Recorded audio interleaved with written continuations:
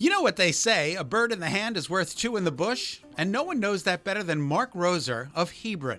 Just watch this. Come on, little one. Come on in, baby.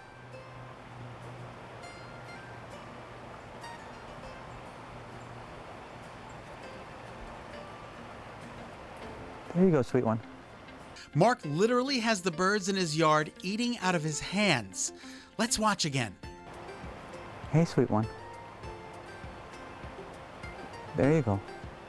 Who would think this is possible? Mark thought about it a lot during COVID. I love it. You're a right. human bird feeder. A human bird feeder, yes. That's right. awesome. Tell me about your love for birds and when did it start? Oh, I've been birding for a long time, but really in the pandemic is when I just grew and developed. And I think the one thing that always captured me was wanting to get closer to birds. So that's why I started this kind of process of trying to get closer to the birds by figuring out which foods they like and how to feed them, where to feed them, and all that. A process that took a bit of time, figuring out where to feed the birds, standing very patiently and waiting. This is motivation. This is what happened for me, is I was able to just be out here and say, I'm gonna give another minute. Just breathe and relax. And it was like one of the best motivations, just to sit and be still.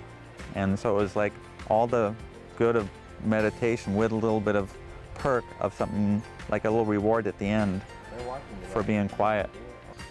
I wanted to experience the same reward, so Mark set me up and I waited, and I waited, and I waited. No bird is coming. Now, while Mark was able to get those birds to come to him within about 30 seconds, me, not so much. No luck here. Mark wanted me to keep trying, and so I did, and eventually it paid off. It worked. And then it happened again.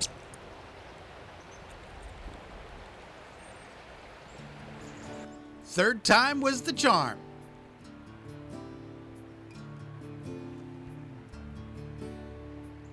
What do they call 3 in a row? A hat trick. Mark attracts a bunch of different species to his gorgeous backyard. How many birds do you have? How many varieties do you have around here? We probably have about 7 regular customers and then about 20 or so infrequent special visitors that come in. And then in the summertime, the birds that migrate that come back, we have another 10 or 12 species that come back. Okay, so when you say each one is a different species? Each one is a different species. And do you have a particular fondness for one over another? Especially the chickadees and the downy woodpeckers. Those are really social birds. So the chickadee is one a lot of people are really familiar with. It's the small black and white bird, and I call it like the ambassador to the woods, because they're so friendly that they're happy just to be with you. They're happy to eat next to you. They're happy to eat out of your hand. And then, so when you're in the forest, they'll do the same thing. And they're like, I call them ambassadors because they're friendly, they're upbeat, and they're like, hey, come on into the woods. Let me show you around. You walk into the woods and you hear their little chickadee-dee-dee, and they're like, welcome, come on in. And so they're the little ambassadors of the woods. There's one right there. There's one right there. Yeah. While Mark has always been a birder, so you've been doing this in earnest for the past 2 years, do you think? Yeah, I say in earnest because that's why I said I'd really like to figure a way to get closer to the birds. And so if that means just sitting next to them while they feed, that's great. If I can find a way to hand feed them, that's great. And so I kind of experimented and learned how to be quiet, and was able to go through the trials and errors and saw what worked, what didn't work, and just that's when the past couple of years was able to then get into it at that level.